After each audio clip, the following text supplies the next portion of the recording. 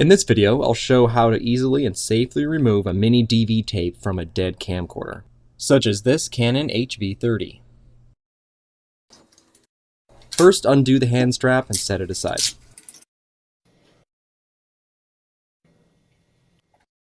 Now remove the base by unscrewing these 8 screws.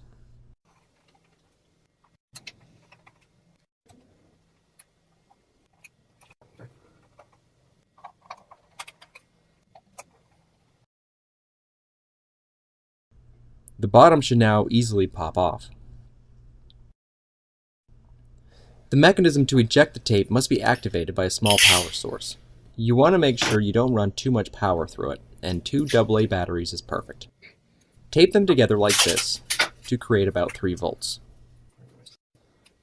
Now attach 2 pieces of wire to act as your jumper wires.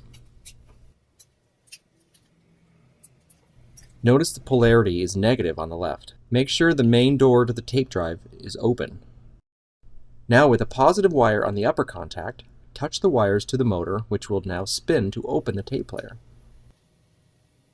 The tape will not eject fully, in that there will be some slack left out of the tape, which you must carefully remove. You can simply reel it back in like this. To close the tape drive again, tape down the door. Reverse the polarity of the batteries by applying the positive side to the lower contact on the motor instead.